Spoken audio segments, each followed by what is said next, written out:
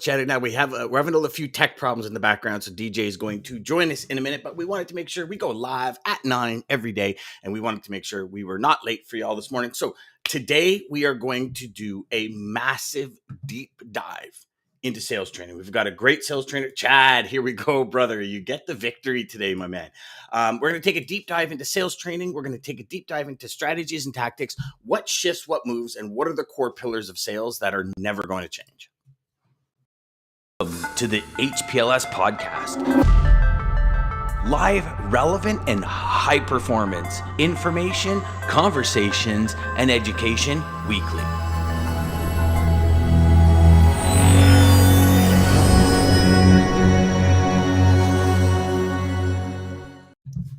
Jeff, my man, you hit it, but actually Chad had beat you to the punch this morning, my man. Richard was that was Lisa. Richard was a quick follow-up, then Lisa, then Antoine. Welcome, everybody. You know what? Today's going to be an awesome day. We got, as I said earlier, we got some technical difficulties going on in the background. You also, DJ is trying to help Bruce work through it. But today we're going to talk about sales strategy, sales techniques, and just the function of sales as a whole and how certain things shift. You know, when you talk about how do we connect with prospects better, right? If you look at the beginning of the pandemic in 2020, when it first started, video introduction was like the key. There was huge open rates, huge reply rates. Everybody was replying to video. Now, video's kind of been saturated when it comes to introduction. It's a great follow-up tool, but the introduction, the open rates, and kind of the replies drop, right? If you look at what's happening, like specifically on even LinkedIn, right? Sitting down with, here we go. I think we're good in the background. Sitting down with people and they say these specific posts are changing and it's going more towards the personal side, becoming more of a social media platform than a business platform. So sales is a consistent shift. So today we're going to dive deep into the different shifts and what stays the same. So welcome, DJ. We got this thing figured out from Bruce there. So Bruce, welcome. What's up? Broke the first rule of sales. He was late. Sorry. Dramatic entrance. Yeah, that's a good one. I like that. That's even better. Hey, Bruce, welcome to the show, my friend. We were just kind of Thanks, guys. Going over a little bit of the introduction on, what changes in sales? Where do the goalposts move? What stays the same? Often I know there's going to be a lot of, hey, third is good. Yes, absolutely. Third is good. You still get a participation trophy, Richard, so you're good. And I think we're going to give participation trophies out to the top 10. Still get a medal.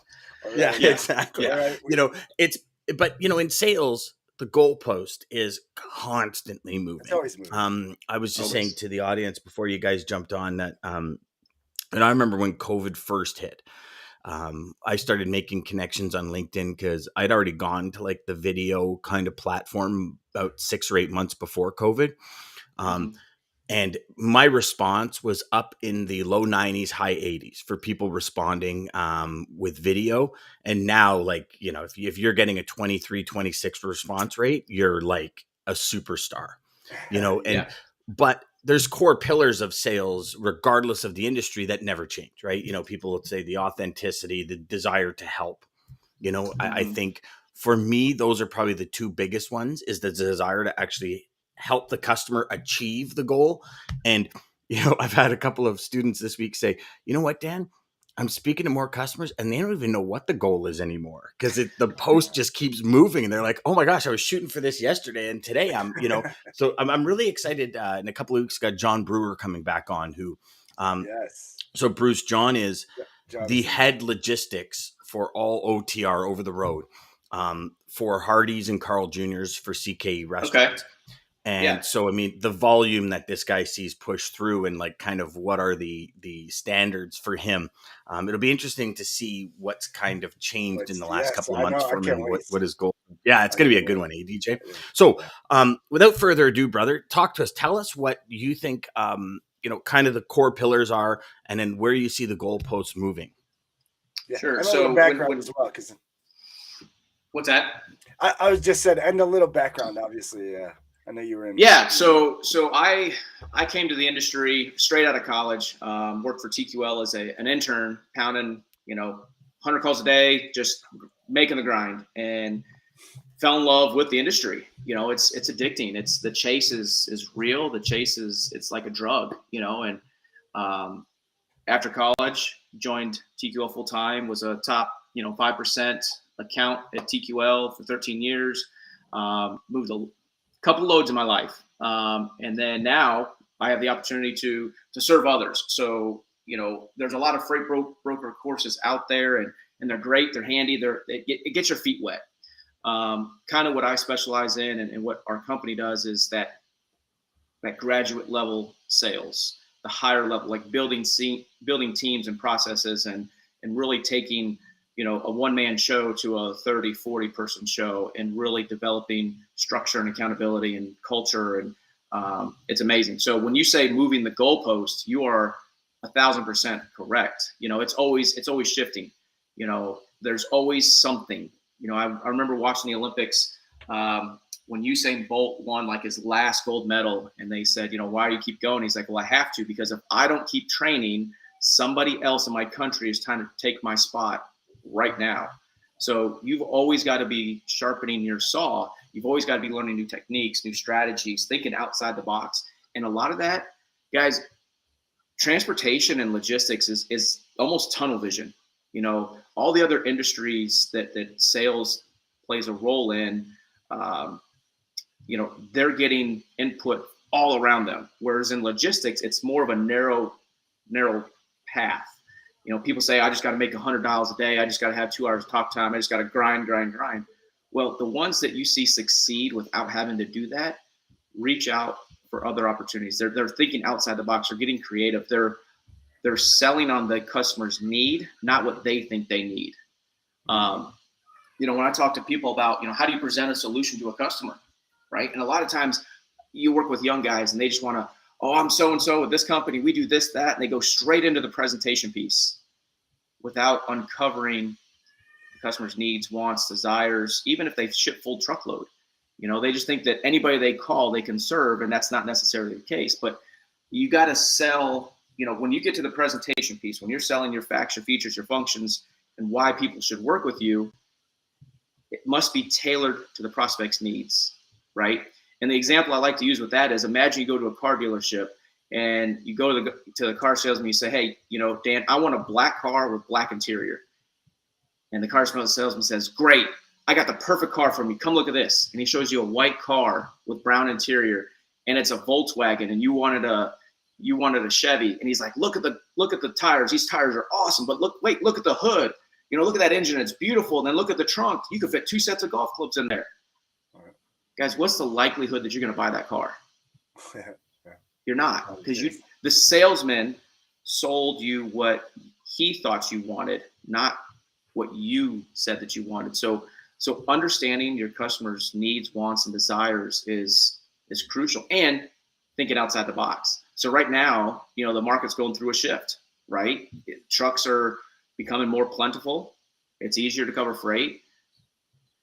You can no longer, well, maybe not yet, but in the near future, you're not going to be able to sell on, hey, I've got this truck, the who has the truck wins the load. It's now everybody's got a truck, right? So your ability to capture your prospects' interests and convert them from a lead to a prospect to a customer is going to have to change, because you can't sell the way you did during COVID, because now capacity is opening up and everybody's going to have trucks.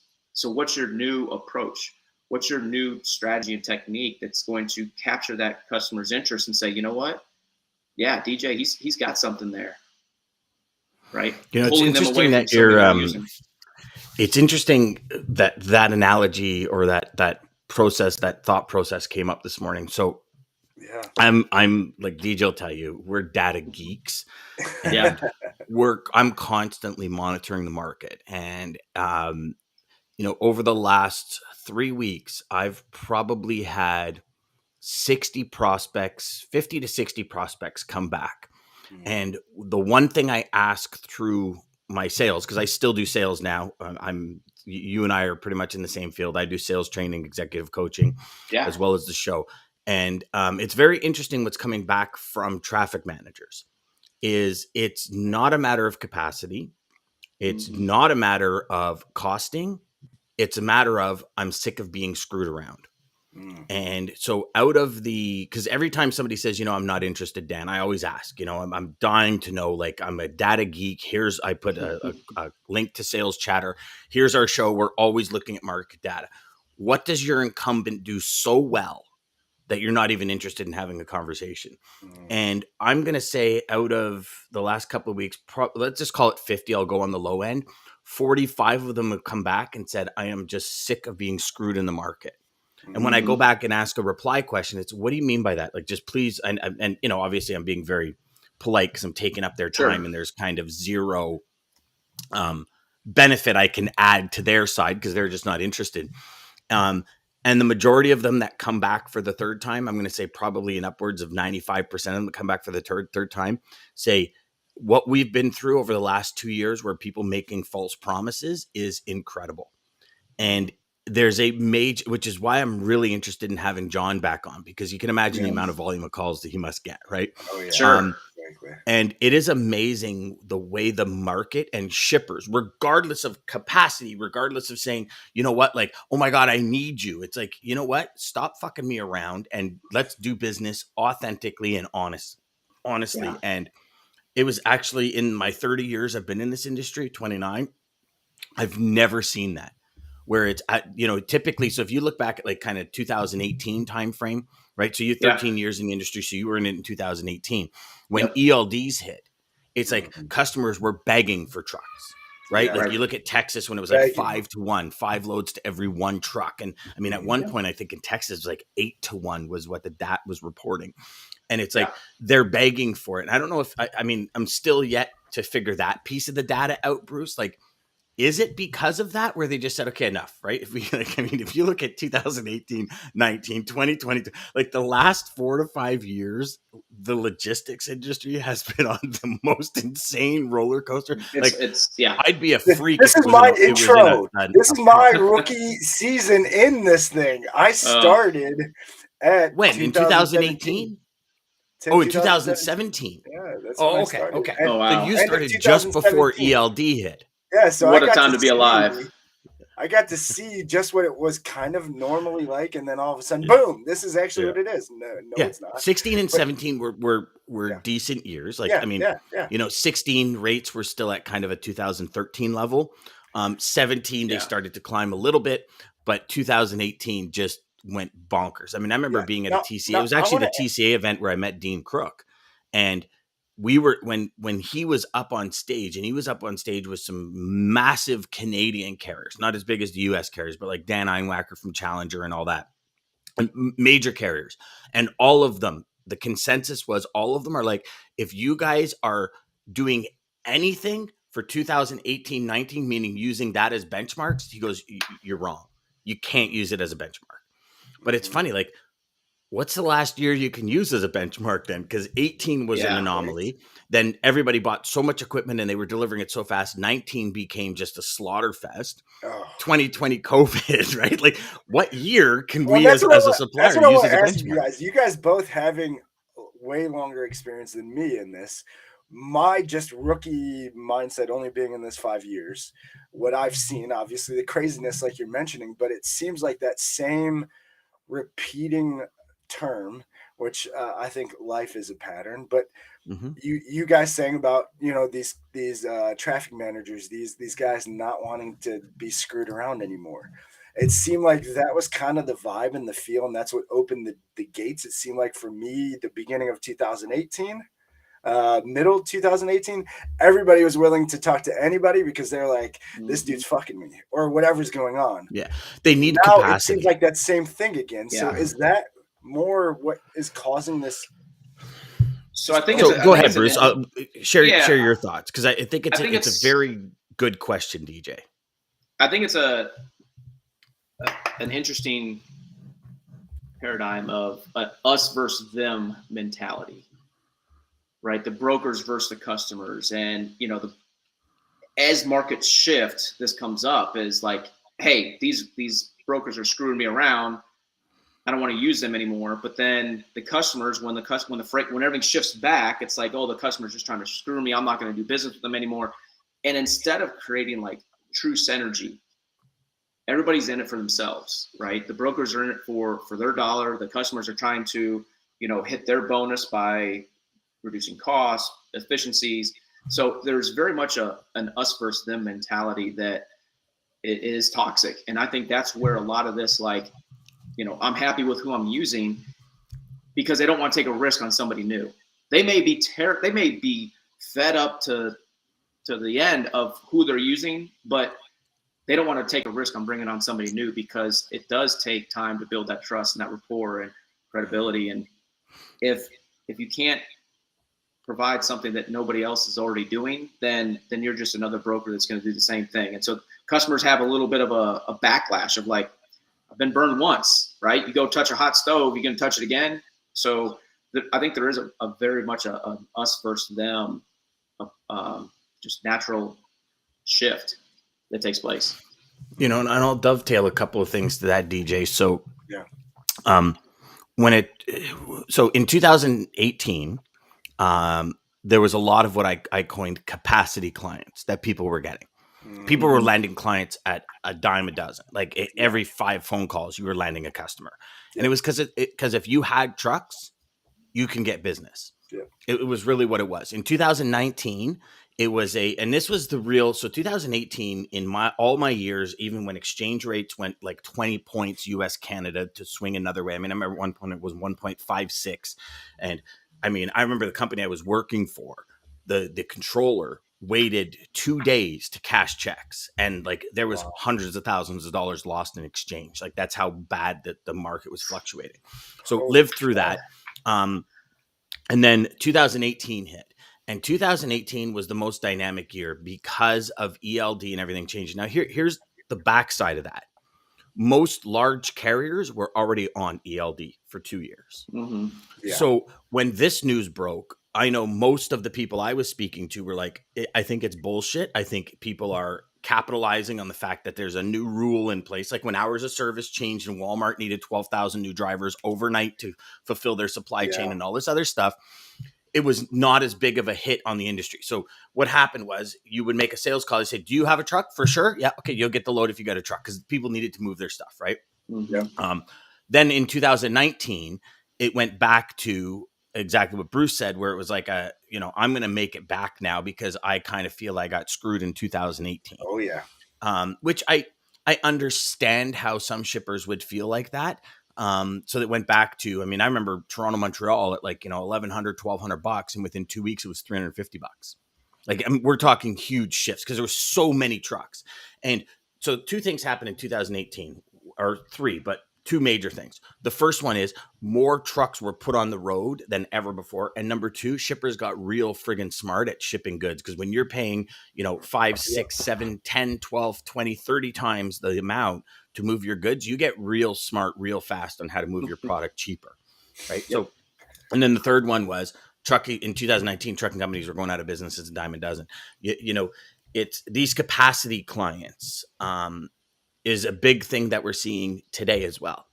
Yep. And at the beginning of COVID, a lot of people got capacity clients. You have trucks, I will give you freight. And it was this kind of, I've got the truck. When Bruce at the beginning, when you said, Bruce, there's always somebody hungrier, or somebody that's always coming up behind you. That's why most people lose their customers, is because they don't consistently give them that attention that they had when they first came in. Right. We get complacent. We think the customer's not going anywhere. Never does a sales rep, let me rephrase that. Most of the time, no sales rep goes into the office in the morning thinking there's somebody coming up my tail, somebody coming up that's going to do and serve my customer at a higher level. I better step up my game. Yeah. We don't. We think, and for decades, I walked into the office thinking, how can I give myself a raise? How can I make more money today? And whether that meant, closing a new deal, raising rates to cut. Like one thing I never did was cut my carrier costs. I consistently raised rates to customers. Right. Mm-hmm. But it was never a matter of how can I serve my the thought process was never, how can I serve my customer at an even higher level today to make sure I keep them?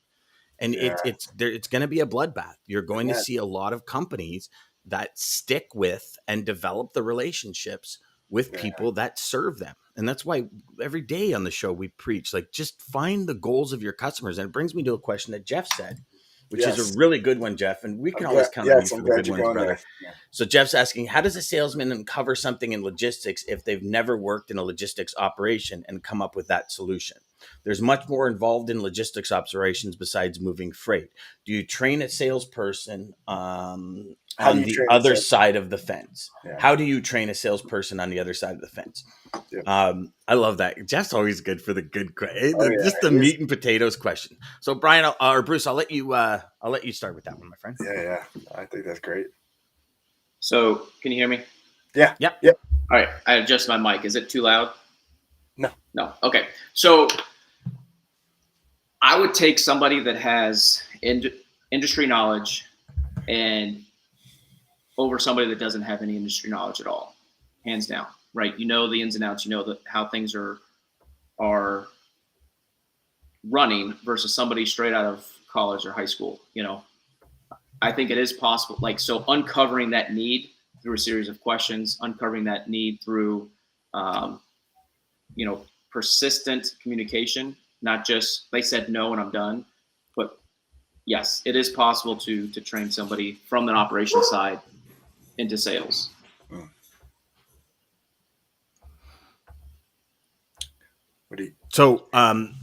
Sorry, I didn't realize. I don't know if you just froze there, Bruce, or whatever. So operationally, I think operations people, when they're driven, when their desire is to get into sales, I think they make some of the best salespeople on the planet, because operationally is really how every customer is kept. Right? As a salesperson, you can land a customer all day long if your operations team or your operations or you or the company, the way it's structured, that's how customers are lost. It's through operations, because operations completes the goals. Like, let's face facts. You know, Ryan put in the comments here, costs money to change incumbents, 100%. Yes. How many times have we said to everyone on this show, like, listen, you got to put yourself in your customer's shoes. Right? A visual decision. They're using an incumbent, and Bruce, you hit the nail on the head a couple minutes ago. You know, they're maybe okay. Like, they can put their head down at night and not worry too much, but they're like, I wish this was better. I wish that was better. I wish this was better. But in the end, you come in here, you're like, dude, I can rock the shit out of this for you and make this happen. And they're like, okay, you're the thousandth person that has said that to me. And every time, again, every traffic manager, every logistics manager, everyone that you get business from, when they make a decision to use you, it is the most visual decision in the company at that given moment. Because if there's little ripples like this, and you come in and Murphy joins the party and there's a huge tidal wave, who do you think gets slammed? The traffic manager. Oh, well, I chose to use this guy because they promised me this or they promised me that. Oh, come on, man. Why would you break something that's not broken? We already have enough logistics and supply chain issues. You don't have to go, did you pick up the pay? Like, all of these things, like, it is a very interesting world in logistics sales right now. Very interesting. I'll tell you one thing. If you're not using reference letters for your customers to help sell you, you are losing. You are losing left, right, and center, because think of it. A customer will trust your customer 1,000,000 times before they trust you. They don't know you. But if this person is a shipper, and Jeff, I know you were on that side of the fence. You were a shipper. You tell us in the comments how important it was to you if a salesperson called you and said, oh, and by the way, I told you I can do this. Here's 10 reference letters. Call my customers. What did that do to their credibility? I'd like to hear that. Dan, I think you hit the nail on the head with what you just said. And I just want to sum it up with this. Anybody who played sports or played football, especially football, after the game, we always watched the tape. Obviously, the pros do it, but we watch video. The last thing you want to do is be called out, especially if you're in one of those key positions, quarterback, one of those things, and you're getting called out for some stupid shit.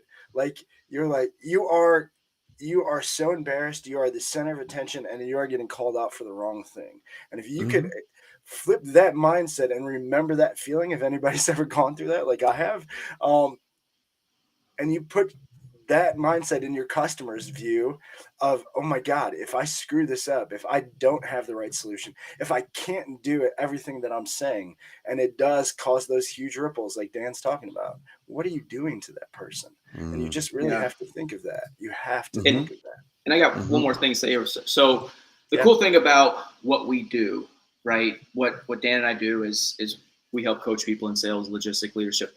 I coach a guy named Jay Butler, played in the NFL, played for Ravens, played for the Giants, never sold a dang thing in his life, right? He was the product of his life for years. Now he's a freight broker, right?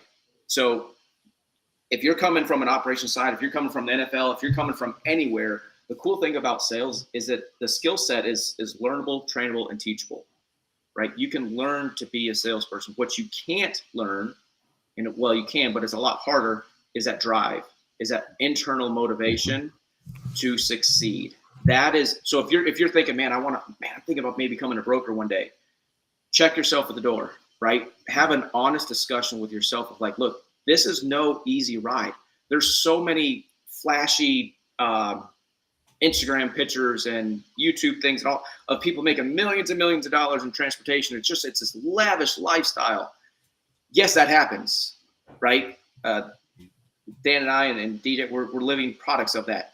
But the millions of people that tried it and didn't succeed, it's that internal drive, that internal fire to not give up. So if you come from the operation side, if you come from the NFL, if you come from anywhere, like, yes, we can teach you how to sell. We can teach you how to present, overcome objections, closing techniques, all that stuff, account penetration, building out systems. That's teachable. What's not teachable is in here. Well, and not to go against what you said there, Bruce, but I will say, just for me, guys, here's the thing: sales. I think we overcomplicate it to think that there's certain tricks that there is, or trick word, or trick phrase, or something that just magically we can do. There's no magic. Here's the magic. You want the magic? You have to actually believe and be passionate about what you're selling. Believe. You have to actually believe, not say you believe it. You have to actually believe it. Everything I've ever sold, I either wanted so bad I couldn't, but I maybe couldn't afford it, or it just wasn't right for me, or I had it because I believed in the product I was selling. So once you believe in your solution, it's easy. Then now you just have to believe that you can actually help that person. That's all sales is. That's literally all it is. But you have to have a passion for what you're doing. And I think that's the bigger key. With sales, passion is people. You have to want to help people. Well, we talked about sports, right? So you talk about Olympic athletes, you talk about professional athletes. The passion is in the practice. And how many times do you do a play to do it once in a game, once a week? And as a salesperson, this is why very competitive people make great salespeople. This is why people in sports can make great salespeople, because they already have that trained in them to practice more. Edge. And you think about it, you make 100 phone calls. Nowadays, you're maybe connecting with 5 people. Otherwise, you got 95 voicemails. So you have to have that desire to say, okay. And here's the thing. The mindset is everything. So your desire is, okay, I have to go through 95 voicemails to get 5 people. But when I get those 5 people, oh my God, it's on. Oh, that game over. I'm going to change your life. 100%. Jeff says one thing here. So he says, Dan, you're right. It does open the door. However, what do you know about me, my company, and how does your logistics experience align with mine? So Jeff, that reference letter actually comes after that, because if I were just to hit you with a reference letter, it'd be totally useless, because I could have a reference letter saying, Dan's the greatest person on earth. He is a little expensive, but he gets the job done, and you're only looking for rates. So that reference letter is afterwards. What I was talking about is more breaking down that wall to say, okay, this person is the real deal, and what they say they can help me because I need the help from my present incumbent. They can, because other people have backed them up. So I apologize. Yeah, good point to use a reference letter would be in the presentation or answering objections. Yeah, exactly. Yeah. And does a reference letter have the same value as Google reviews? That's a great question, Antoine. I do know statistically a lot of people look at Google reviews. However, Google reviews are more company based.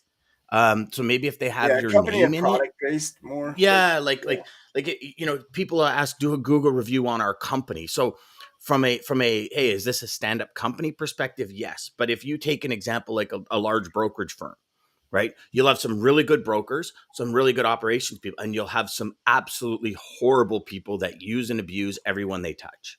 Yeah. right? Reference letter is a little more personal too. I think, and reference letters specifically is this, right? So here's a little trick for all y'all, and any of y'all involved in Inception or anything, this, or anyone that's been working with me forever. 3 questions. What are we doing right? What are we doing wrong? What can we improve on? Mm-hmm. You get those 3 answers.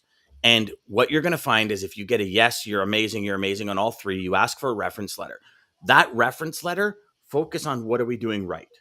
Mm-hmm. Like, did you do a big project that went off without a hitch? Did you help the customer achieve something? So what are you doing right? Oh my God, every decision you make is just strictly focused towards my goals. That's the reference letter. And if you go through your entire customer base, and for now and for the next 3 years, and every customer you get, you go through the same thing, but you have reference letters specific to the things you've accomplished, not just, Bruce and his team are awesome at what they do. Yes. I'm talking specific, Bruce and his team. Yes. Yeah. We had a project where there was 150 loads. They had a 99.8% on time rate. And the only reason they were 1 late is because of a road closure or something. Yeah, we went off without a hitch. The contractors were awesome. Now Bruce can use that reference letter for his next project customer, because it's a project specific. This is the difference between strategy and carpet bombing. When you're strategic about a reference letter, it hits home directly in the customer's issues.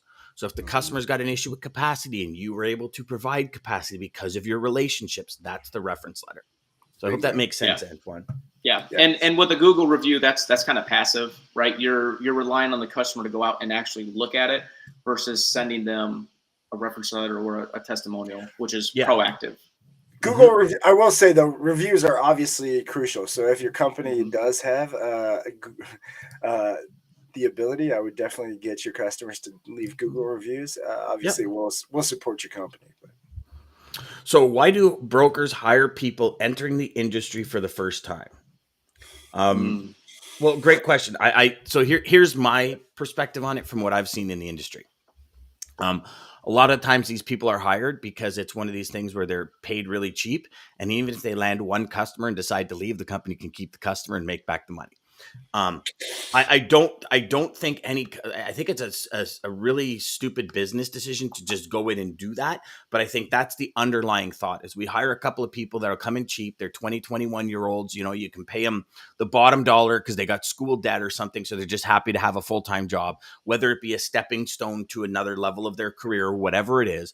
But you know what? At this point, they land 1 or 2 clients. We haven't lost a dime, right? Whereas sometimes, and again, I'm speaking generally, you go out and you headhunt somebody that's doing 15, 20 G's a week. Most of the time, 50% of the business comes, but so does big lawyer fees for fighting the lawsuit, right? So there's headaches on both sides, I guess. You have the new person where it's like, oh my gosh, you got to put them through all this, teach them from the ground up. What's an 18-wheeler? Well, there's actually 18 wheels, like how much does it weigh? What are the skid? But again, like Bruce said, that's all teachable. So there's different methods to people's madness. I've often had a bunch of people tell me, the sweet spot is somebody doing $3 to $5 grand a week because they don't really pay attention to them from a legal perspective, but they're bringing in instant revenue to cover their salary. So there's different strategies for different peoples, right? Yes. Yeah. And I think there's a calculated risk that goes along with that. One being, you do capture people that are young that don't have any experience to mold them or train them into that position. But again, what Dan just alluded to is they're in there for the wrong reasons. They're in there because they have debt, because it's a full-time job, because they think they can make a lot of money and do everything. When I was interviewing people at TQL, you don't want to know how many times I heard I would do anything for 100 grand a year. I'd do anything. I'd push my grandmother down the stairs. But then when the rubber met the road, they didn't show up. Right. They're like, I didn't get it this week. I'm done. Yeah, I'm done. That's just too hard. It's funny because you want me to do what? You start thinking of this, right? So I remember at one point I had probably close to 45 salespeople under me that I was working with and training through different parts of the company in different provinces. And I remember having in my office, there was 17 in my specific division. And I remember sitting down with the one guy and I said, okay, so what's the big vision? He says, I want to be a metallurgist.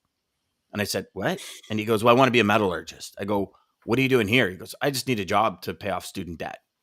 And I'm like, and so for me, I sit there and I say, you went to school for metallurgy? He goes, yeah. And that's a pretty specific industry. Like, we're not just talking, I want to be in operations or I want to be a warehouse manager. Like, metallurgy is very specific. Yeah. And I'm like, I've never even heard of it until you told me. It's like mining and minerals and all this and rock and everything. Like, Okay. it's a friggin' cool. My neighbor used to be a metallurgist and he was like massively like big dollars in metallurgy. And I said, well, what are you doing here? He says, I just need a job to pass the time. And I remember because I went to my manager and I said, why are we hiring? Then I had another girl come in my office, like literally one after another. I said, okay, what's your big vision? She goes, I want to own a cupcake bakery. I'm like, what the hell are you doing in logistics? Like, where do you want to talk two ends of the spectrum? And I went to my manager and said, what are you doing? Like, why are, he goes, well, they close one account, they've paid them and then they leave. And that's no big deal. But so me, I was like, well, why don't you hire people that want to be in logistics? He goes, Dan, when has anyone ever said, I want my career to be logistics? Because it was never really that. I mean, I fell into it. DJ, you fell into it. Bruce, how did you get in the industry? Did you fall into it too? Fell into it. Yeah. They how many people taught a class at college and they were like, hey, we're having internships. We'll pay you $10 an hour. And I was like, I mean, I'm not that old, but at the time that was way more than I was making before. I was like, let's do it. All I got to do is pick up the phone and make some phone calls. Yeah, cool. And then I fell in love with it. So yeah. Yes. That's funny. Oh, so we have Joshua. Joshua, I can't wait till you get on the show, my friend. So Josh, guys, I got to give it up to Josh here. Give him a shout out. Yeah. He is preparing for a 33-mile run to his office. He wants to run to work from one end of Michigan. Almost. Good for you. You saw that yesterday that I commented on DJ on LinkedIn. Yeah. So we're going to have Joshua on the show because if you want to talk about preparation and dedication, like have you guys ever seen that Homer Simpson when he ran like 6 feet and he put his hands on his legs and he's like, right? That Simpsons episode.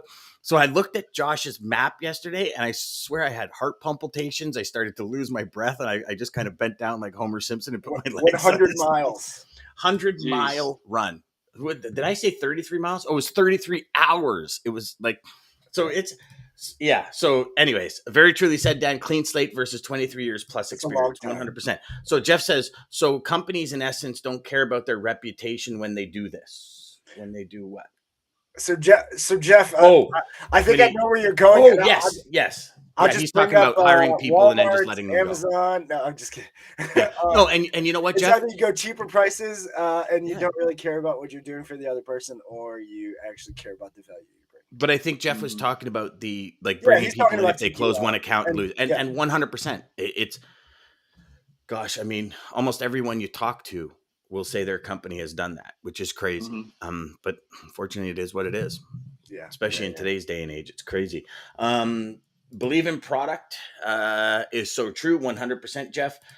So Joshua said, I think if it comes from looking at every call as practice, the more calls I make, the better prepared I am to handle a call with somebody who actually has freight. Absolutely. And here's the thing, Joshua, I'll add to that. Every time I got a voicemail, I tried to leave a better voicemail. Like, and I'll, complete transparency, maybe 1% of the voicemails I left over 28 years actually got returned, because how many people actually return voicemails? But if you just try, right? Like, just like, you go to the driving range to hit golf balls. Do you just hit golf balls to warm up, or do you say, I'm aiming at that flag?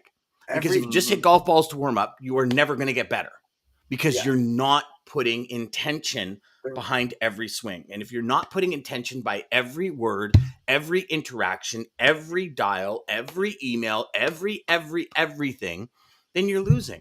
Like Joshua preparing for a 100-mile run. If it just got out there and kind of jogged for 3 minutes and then walked for 2 and then jogged for 3 and said aimlessly, I don't know where I'm going to go today, I'm just going to go around the block, he would never get a 100-mile run done. You have to prepare for that. We'll have Marcus Ogden on shortly, but Marcus was a Baltimore Raven as well. Yep. And he says, Dan, football is a business. It's not a sport. It's a business. And the business is the top performers win. That's it. Mm-hmm. Olympics. Well, Dan, I'm so glad you said that, Dan, because again, yes, you nailed it. The whole Vince Carter thing, the whole I'm listening to that book for like the millionth time, but it takes what it takes. You you can't get to that level. We can't lie to ourselves. Even with the greatest talent, even with the greatest whatever, like, there's again, they've Mike Glennon. I just heard about him, and whoever he was the backup for, they thought he had all of the untangibles. I was Russell Wilson, and thought he would have been better than Russell Wilson because he's 6'5" and he's this and that, and he's all of the things that make a prototypical quarterback, but he didn't have this that Russell did. And that's what it comes down to as well. Hard work beats talent when talent doesn't work hard. There's also you have to be dedicated, and your dedication to it. Again, the story of Vince Young or whoever it was, Lamar. I forget. No, Vince Carter. Vince Carter, he knew, I can't go out with the team. I have to go to bed early. I have to wake up and hours before everyone else. But he was like 45 when he was still playing competitive. And even playing against 20-year-olds. Even he was smart enough to know, if I do a dunk, because he asked him, why do you do layups? If we've seen your crazy dunks. You're dunking over 7 feet guys in the Olympics. Why aren't you dunking now? If I do a dunk, it's going to take me 2 to 3 minutes because of all the pressure that it takes to get back down court. I'm going to be slow. I can't respond to defense. He's thinking all of this. Look, we can't lie to ourselves. It's just. To be fair, Vince Carter sucks. Ryan, Ryan, I think wasn't a couple of weeks ago you said that he was awesome. So listen. Who was it? He was up there in your guys' neck of the woods. He was a Raptor, and I think Ryan doesn't like him because he left. So hold on, let's just get through some of these comments because they're really good. Every morning you guys make me want to go play something. I love it. The nice thing about logistics is it can be very process-oriented operation. So when I'm hiring, I focus on attitude and energy because I can teach skills 100%, Joshua. Yes. You can't coach a good attitude or willingness to improve. There was a big sign at the company I used to work at. It says hard work beats talent when talent doesn't work hard. Yep. Every day when you walk down the stairs, you stare at that as you walk down the stairs. I thought it was perfect placement, and it's so true. I love it. And just the most basic quote. I'm going to give you a free quote out there, y'all. But everything's difficult before it's easy. Everything. Everything you've ever done, from working to anything, is difficult until it's easy. Only way it gets easier is by continuously doing it and trying and trying and trying. Well, speaking of the quote, DJ, we are 42 and a half minutes. Listen, I got a good one. 30-minute show, but it was such a good one. Thanks, Bruce, for being here. DJ, did your quote you picked come down this line, or did you set up that last quote for this quote? I even got some bonus quotes because I didn't realize. Zig Ziglar, listen, performance planner. I'm giving a shout out. Maybe Zig will love me or something at least for this. But Zig Ziglar planning even has quotes up here at top. I didn't even notice that. But so I happened to notice this one yesterday, and so I actually picked this out yesterday, Dan. that's all. Nice. Okay, let's hear it. But so, anyways, thank you guys. Thank you, Lisa. Thank you everybody for all of your comments. Thank you, Bruce, for joining us, for all of your feedback and what you do, and just all the knowledge. Again, like and subscribe down below if you're watching this on YouTube.